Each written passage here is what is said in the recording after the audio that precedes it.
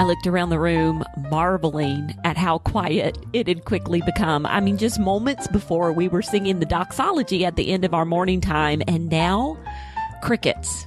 The kids were gone, off to find a snack, to go to the restroom, or even out the front door.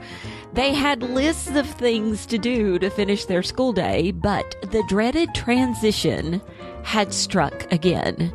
How in the world was I going to get them back? Hi everyone, I'm Pam Barnhill, and I have helped thousands of homeschoolers beat burnout, create doable systems, and bring more joy to their homeschool days. Welcome to episode 60 of the 10 Minutes to a Better Homeschool podcast. Transitions, that's what we're talking about today. And you may be wondering, what exactly is Pam talking about? What is a homeschool transition? And I have to tell you, nothing derails a homeschool day faster. Okay, maybe a toddler derails a homeschool day faster, but transitions, they're right up there. And very simply, this is the finishing of one task or section of your day and the beginning of another major task or section of your day. And that's what a transition is. It's kind of that time in between. So maybe it's the transition from morning play into your academic work. Maybe it's the transition from morning time to independent work, or maybe it's the transition from working with one kid to working with another. These are all examples of transitions, and they can all be friction points in your homeschool. And this is because a more formal activity is ending and another has not yet started. And so kids view this little relaxed time as a moment of freedom. And, quite frankly, I really can't blame them. And they desire to extend that freedom for as long as possible. So they can often be resistant to come back to you and move into the next part of the school day. And honestly, this desire for freedom can absolutely drive a mom nuts because she has to round up the kids once more to complete the rest of the school day. And so this episode is all about, what do we do about some of these transitions? For years, I struggled with beginning our school day. And this was because my kids had their own agendas each morning. I mean, the last thing they wanted to do was to put down their preferred activity and get the day started. So they would be playing Legos. They might be even watching Octonauts on TV, or they might be playing outside on the trampoline or playing with the dog, or, reading a book or playing with My Little Pony or whatever it was they were doing. And they just did not want to stop when I wanted them to get started. And so I started playing a song at the beginning of our school day each day. Now, you could play any song that you want to play. I happened to play a Matt Mars, All the People Said Amen, and it was kind of a lively tune. And I taught them that when they heard the song, they had until the song ended to come to the table and be ready to start the day. And this just made everyone begin in a much happier mood because, the song was better than mom yelling to start the school day. And also the song gave them a buffer of a few minutes where they could kind of finish out what they were doing and come and be ready to start the next part of the day. So it didn't take very many tries before they knew that the opening chords meant, hey, let's get started. And they knew exactly how long it was before they needed to be seated and ready to go. We've also used a similar song hack for after morning time. There was a period of time where my kids were all deeply involved in arts and crafts projects during our morning time. And, that might be something like rainbow loom or perler beads or watercolors or Play-Doh.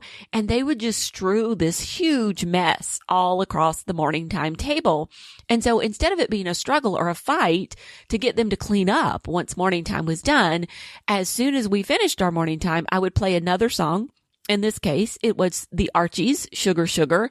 Don't ask me how that one became the song we used, but everybody loved it at that time. And so that was the one we did.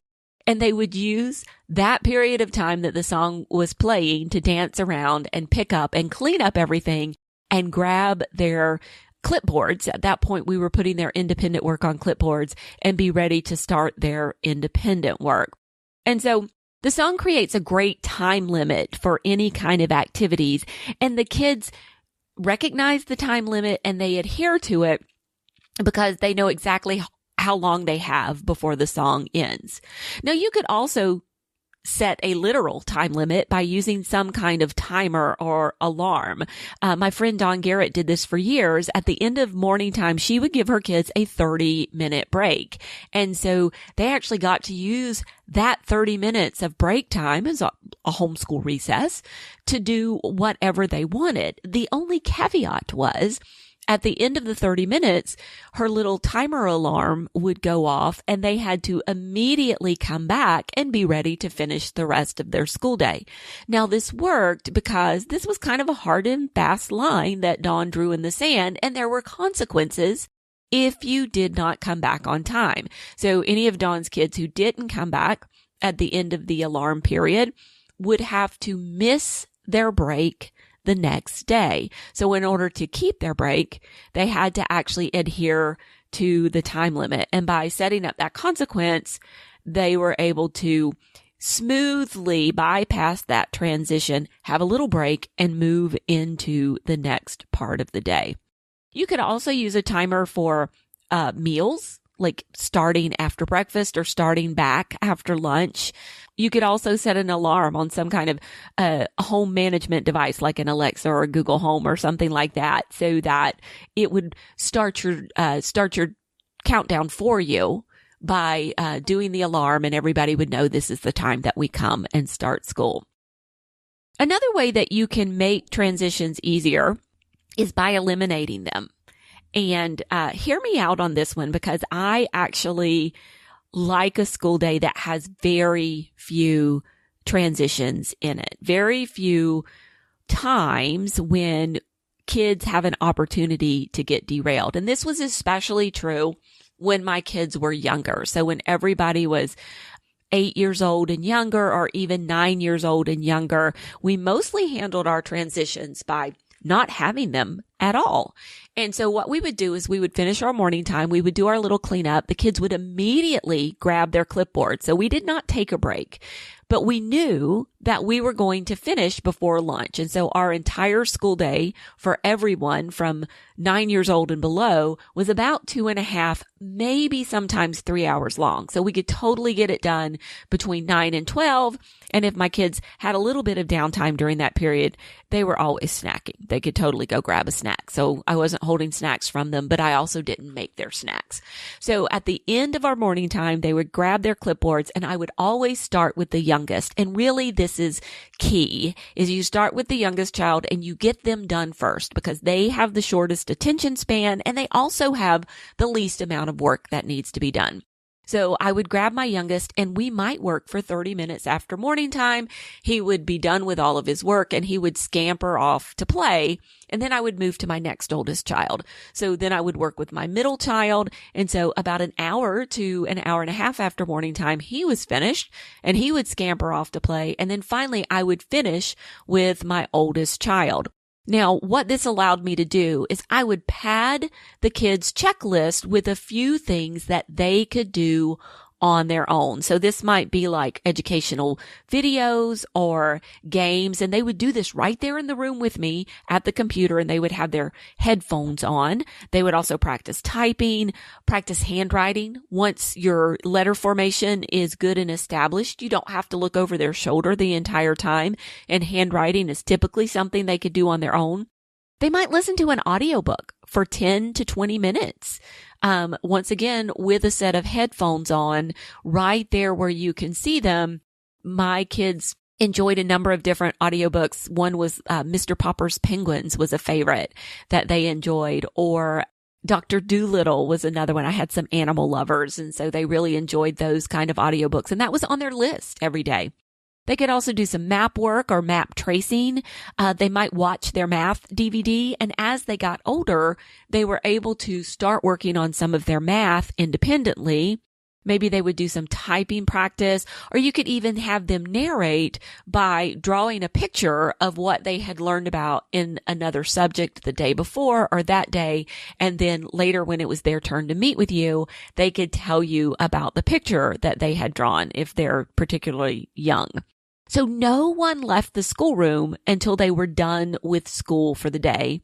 and I didn't leave until everyone was finished. And this was really great, because our entire school day was about 3 hours long at the most, and we just got it done. And I didn't constantly have to go off looking for people and trying to pull them back once again from the agenda that they had set for themselves to what I needed them to do.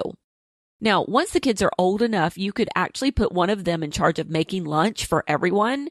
And that kind of eliminates the problem of, how do we do a lunch break? It helps you in particular to stay focused. And I tell you, now that my kids are teens, we rarely stop for lunch. Everyone's able to cycle through the kitchen at some point, grab their own lunch, some kind of sandwiches or leftovers, or they like to cook things in the air fryer.